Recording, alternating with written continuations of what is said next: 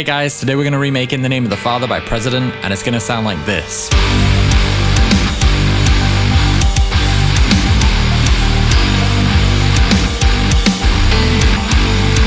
Alright guys, this is going to be a good one. This track is definitely one of the most important releases in 2025 for metal, and I know there's a lot of people saying it's a gimmick, it's an industry plan, whatever. Putting all of that aside, just purely musically, this project is groundbreaking. No one else quite sounds like this band, and for me, when it comes to just perfecting the modern metal formula, I think right now this band wins for me. They're perfecting it better than anyone else. So what's going on? How are they getting those epic cinematic vibes? How are they getting such brutally heavy but clean sounding mixes? And what exactly about President's sound has helped them to blow up so quickly? We're gonna dive into all of it, but just before we do, if you enjoy these videos and you want the ultimate guide from me on the entire process of making a track, you can check out my Modern Metal Pro course in the description. It's over 8 hours of me just giving you all the tricks, everything you need to know so that you are fully equipped to produce your own groundbreaking metal tracks. With that being said, let's do this. And the first thing we hear in this track sounds like a piano with a bunch of distortion and filtering, so I'm going to start with the Giant in Contact, great piano plugin. And I have an EQ on this, just boosting some resonant frequencies I'm hearing in the original, especially around 1K. So let's lay down the notes. It's going to be nice and simple, 100 beats per minute.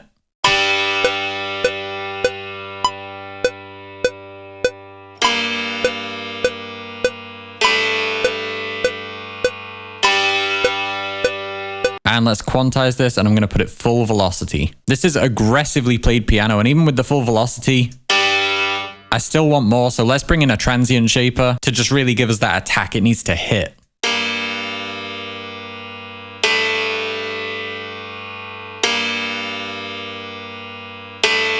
That sounds extreme, but that's the sound I want. Okay, now I want to bring in some reverb on this track, and I think that what I'm hearing in the original is automated reverb, kind of like this.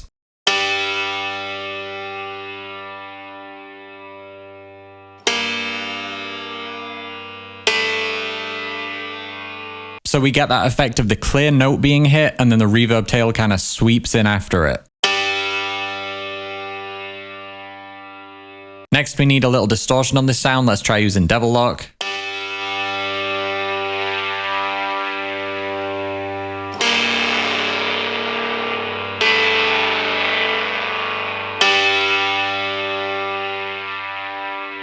Okay, Devil Lock is definitely giving us the right type of distortion, but I'm bringing the mix down just because it's such an aggressive plugin and we don't need all of that insane distortion.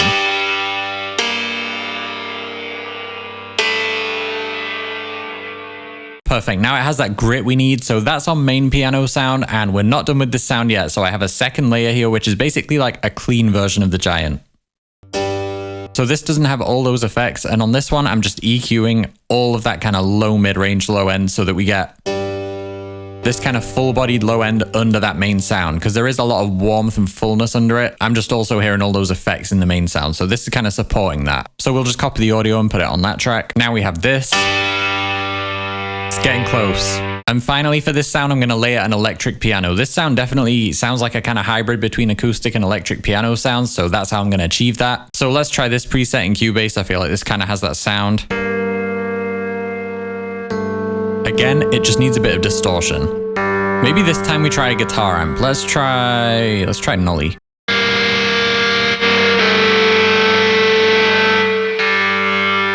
There we go, nice and low gain. Yeah, a lot of mid-range. Let's see how that blends with these other sounds. I think altogether that's going to give us the sound we need now.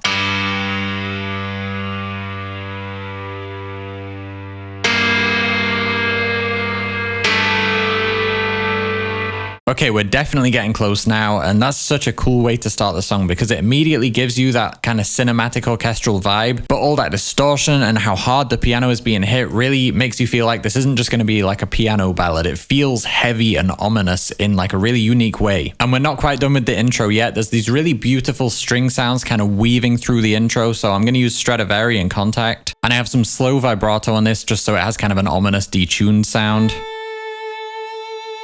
And then also using vinyl for just a bit of lo-fi.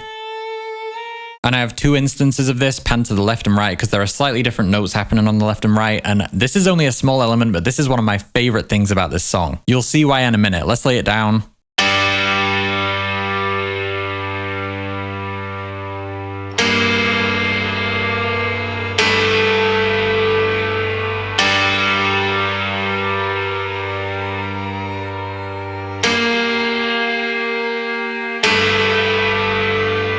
Then on the left, it's going to be something like this.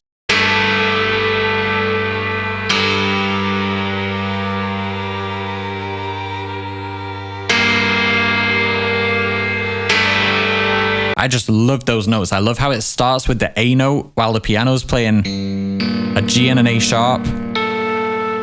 That's so dissonant. It's such a clash between notes and it sounds so minor, so sad. And again, it's beautiful, but ominous as hell. And this is like an unconventional way of building tension. We don't really hear this kind of thing in metal intros. This is classical stuff right now. Okay, and just before we drop it and get heavy, we need some samples at the end of the measure. So I'm going to use some from the free Evidence sample pack. We need like a reverse cymbal sound and some kind of like whooshy air sound. Yep, something like that. Oh, and we need a bass drop. There's a huge bass drop when this kicks in. Yeah, something like that. Let's bring some of these in. Hell yes. All right, guys, let's get heavy. And the first thing we're going to want to do is just loop these pianos because that actually carries on through the next section. That's another unconventional thing they do. You don't usually hear big heavy riffs with pianos like this alongside them. So that's one way President keeps that dramatic, epic, cinematic vibe going. The guitars and drums are punching you in the face, but alongside it, there's still these really emotive sounds in the background, adding that atmosphere to the track. And it just works so well. Amazing arrangement going on in this track. And let's lay down the drums. I've put together a sound in Modern and Massive 2 to just get as close as I can to the original. And let me just say, the drum mix in this song, that snare could not sound more perfect. So let's lay down the drum beat, and one thing that makes this song really special is that everything just locks in together. The guitars, the drums, it's very Mick Gordon, I would say, very Argent Metal, very Gen. We're just following that guitar riff with a few slight variations.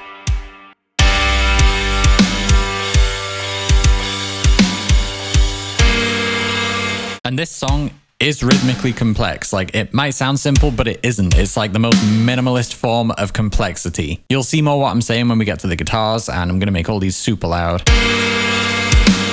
So yeah, there's that little variation the second time round. All right, and then here,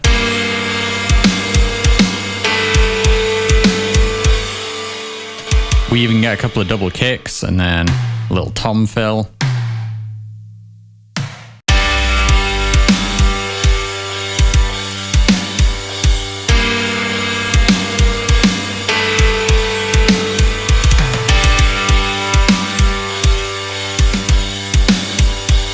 See what I mean? It's kind of simple. There's not a lot of showing off, but you couldn't just sit and play the part. You have to really study it. And just quickly to break down the snare sound, because I feel like it's awesome.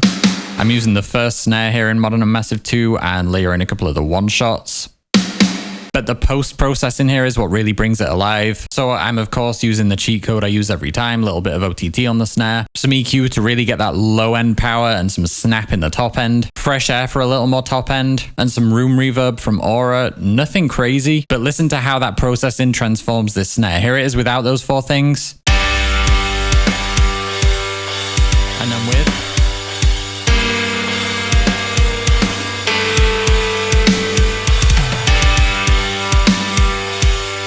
Very, very proud of that snare sound, I've got to say. Okay, guitars. Let's lay it down and then I'll break everything down. The tuning is drop D sharp, 1 octave down. This 80 gauge string is hanging on by a thread, but it's just about coping with this tuning. Let's do it.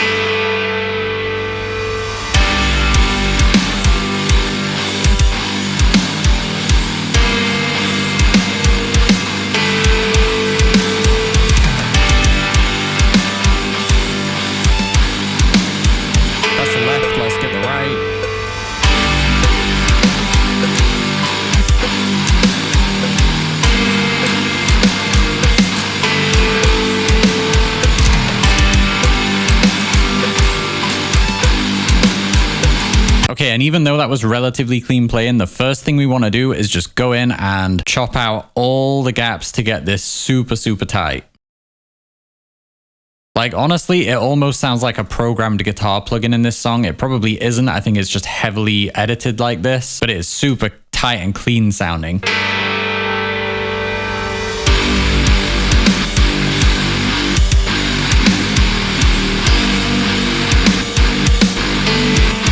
Okay, and right here, this note,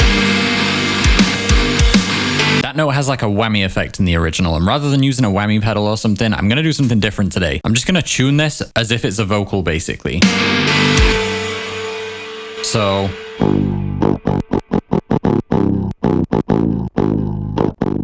okay, so that's 1 octave down, super low, and then we'll sweep it up back to a G0. That's the sound I'm looking for. Let's do it on the right. Same thing, 1 octave down. Drag the note up, and then we get... so now instead of just don't, we should get this don't as it goes from like low to high. Or I guess from like insanely low to ridiculously low. We can't really call that high. And the crazy thing about this riff is it doesn't actually repeat in any way. Like the drums, the guitars, they don't repeat themselves at all. Again, subtle complexity. It's not confusing, but it keeps it interesting. We get the first time. Then the second time we get that whammy note we just did. And then the third time we get this one extra note, which is probably my favorite note in this riff. That just feels relentless. It's so genty. We have a pause there every time, and then it's just feels like it's non-stop. It's just one extra note, but it makes it heavier. Okay, so for this tone, I'm starting with kind of my go-to, the SS11X preamp into Dr. Drive, but they're only making a tiny difference, just slightly adding to the clarity. But the real magic in this tone is coming from this, the 1111 by Otto Audio. So I'm using this tight, genty preset, and honestly, this thing is so good for like super low tunings, is really high gain and really clean sounding at the same time, which is what we need for President. This can't sound messy or muddy at all. So it's very important that you choose the right IRs to get those characteristics, because usually super high gain stuff isn't like squeaky clean sounding. But this amp definitely has the sound I'm looking for, and I just have some EQ after this to make sure we're getting the fullness we want in the mid-range. It's getting a little thin. And just filtering out the stuff we always filter out. And then just a tiny bit of reverb to finish it off, to give it that epicness and tie it in with the cinematic elements. So that's our guitars. It's sounding awesome, but you may notice there's not that much low end in the guitars. It's still kind of a thin sounding mix. And that's intentional. We are, of course, leaving space for some huge synth sounds. Now, I'm pretty sure there isn't any bass guitar in this track. It's very synthy sounding, very digital. It has the guitars in there, of course, but a lot of the power and fullness in this mix, I think, is coming from synth sounds. So I'm going to start with this 808 style bass using Subcraft. My favorite plugin for huge low end. Let's lay this down, get that subby bass.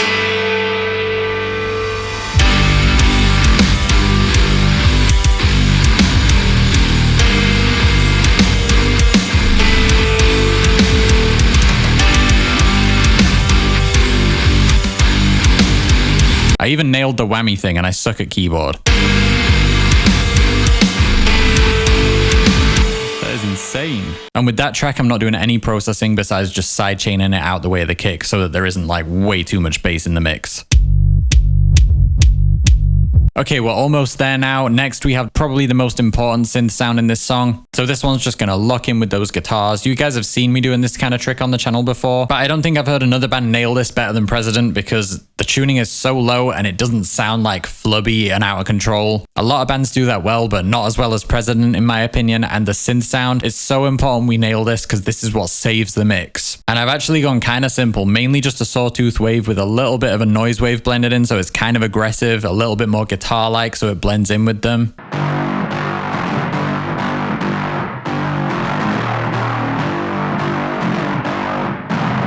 So how we nail this synth sound is basically by being discreet. That's why I've only got a bit of the noisy wave and just using a simple sawtooth. So it's just got that fullness we need. It doesn't need to be like a statement. It just wants to be very powerful, but sitting discreetly under those guitars. And it could be a whole stack of synths in this song. I'm going the simple route with just one synth sound. But whatever it is really supporting those guitars and giving this mix that life it needs, so it sounds so huge and full and powerful. This also has some chorus and compression just for that fullness, distortion, again to disguise it a bit more as a guitar. So just quickly, here is how it sounds. Hopefully you can't even tell there's a synth there, and the main trick for that, besides distortion and stuff, is the filtering. If I turn off this filter,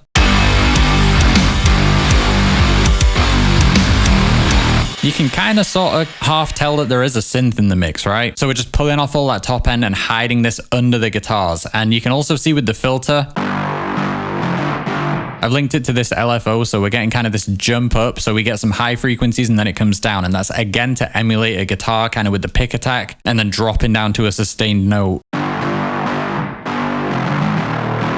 So on its own, it's not the most amazing synth sound, but in the mix, we're doing all the tricks necessary to disguise it under the guitars and give the mix the power it needs without the synth kind of letting you know that it's there.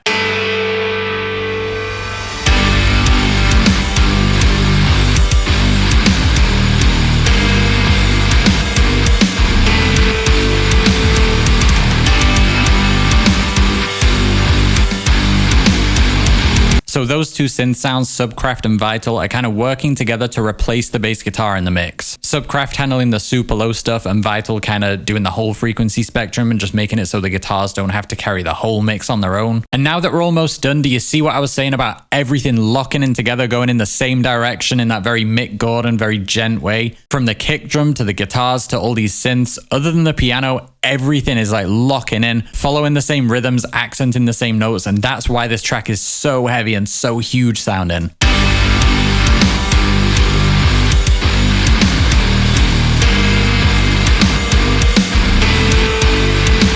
So that's almost there now, but before we're done, we have one more synth sound, and this is going to be another atmospheric one, a high synth sitting on top of the whole mix. And you may not have even noticed this sound in the original, but I'm sure you will after this video. It's quiet, but it's another way they keep it epic and cinematic sounding. So for this one, I couldn't decide whether it's a triangle or a square wave, so I've just blended the two. And this time I've assigned the LFO to the volume, so you can see I've drawn in this pattern here, and if I just play one note, we get this pattern. And like I said, it's very hard to hear this in the mix, so I might not get the notes perfectly right, but it's something like this.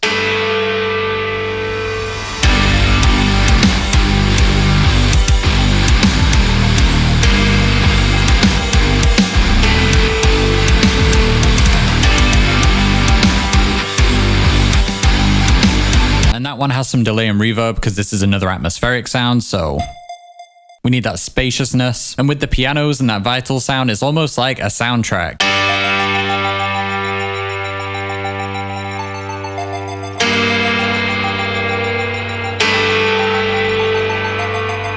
Very electronic and cinematic, and then the rest of the mix is like a counterpoint to that, doing this like heavy Deftones, Mick Gordon, like complexity, but distilled to its simplest form, just brutality in your face. For me, that is a real key to this sound, juxtaposing those cinematic orchestral elements with just this wall of sound, everything going together in the same direction, just low and menacing and huge. This is a great example of less is more. Like, you could add more double kicks or more synth layers or like, you know, some tremolo picked guitars or something, but it's not going to hit you in the same way this does, where everything's just hitting together at the same time. Like, it's impressive enough to achieve such a clean mix when going this low, but on top of that, it's not just one-dimensional brutality. There's all of this emotional depth to the song. These piano sounds, the synth sounds, the atmospheric reverb on the drums. It's simultaneously insanely heavy and very cinematic and beautiful, and just a more complex and complete sounding mix. Alright, there you have it, guys. That's In the Name of the Father by President, broken down and replicated. If you enjoyed this one, please hit the like and subscribe if you want to see more content like this. Like I said at the start, you can check out the course in the description if you want to see all my production secrets. Thank you so much for watching. Let me know below what else you want to see on the channel, and I'll see you guys in the next one.